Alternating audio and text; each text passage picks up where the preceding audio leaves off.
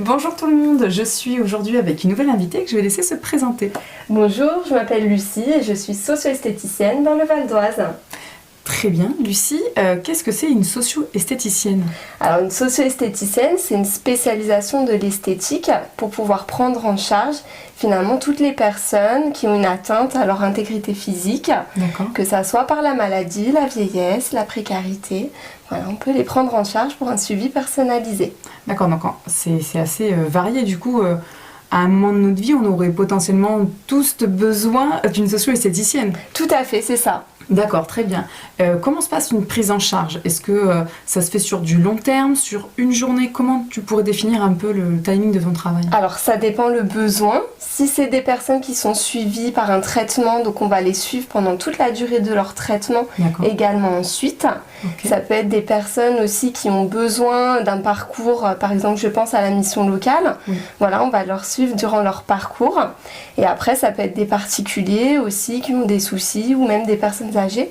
En fait tout dépend, tout est personnalisé. Des fois on peut avoir besoin d'une séance, que ça soit en collective ou individuelle, et ou alors plusieurs séances. Ça va dépendre vraiment de ce qu'on cherche, du but recherché. D'accord. Du coup, justement, on parlait un peu du but. Quels sont les buts principaux que tu observes dans ces demandes?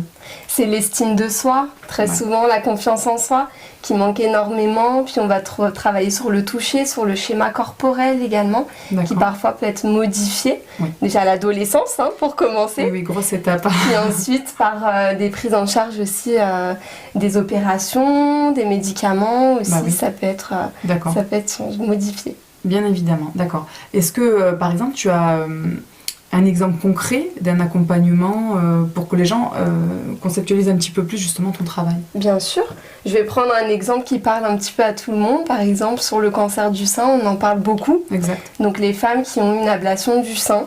Donc on va retravailler sur ce schéma corporel qui a changé, qui est modifié.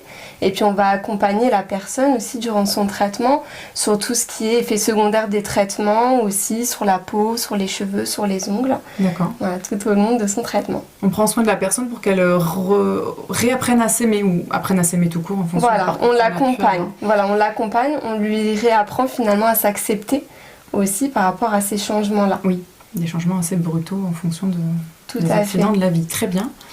Lucie, est-ce que pendant l'adolescence, tu trouverais ça pertinent, justement, comme c'est un grand changement que tu as nommé, que les parents et surtout les adolescents fassent appel à toi pour justement aider ce passage? Bien sûr, parce qu'on sait très bien qu'à l'adolescence, le corps il change. Donc du coup, c'est difficile parfois de l'accepter, d'accepter ces changements. On passe pour les filles, donc de petites filles à jeunes femmes, on va dire. Et puis parfois, ça vient aussi très tôt. Ça dépend. Oui, des fois 10-12 ans déjà, ça y est. Tout à fait. Les garçons aussi, ils ont aussi des gros changements. Est-ce que, par exemple, quelqu'un qui sera anorexique, une problématique souvent liée à l'adolescence, peut être pris en charge par une socio-esthéticienne? Bien sûr, c'est vrai qu'avec l'anorexie, on sait très bien que l'image psychologique, on va dire, est changée déjà. On ne se voit pas tel que l'on est. Donc du coup, nous, on va essayer de retravailler sur cette image, que la personne se voit telle qu'elle est également, et la mettre en valeur. En fait, ça va être ce travail-là, qu'elle se mette en valeur pour qu'elle puisse avoir à nouveau confiance en elle et s'aimer aussi tout simplement. Alors en fait, s'il y a un problème en lien avec son corps, la socio-esthétique peut venir aider, soutenir et renforcer justement un travail sur l'estime de soi et l'amour de soi.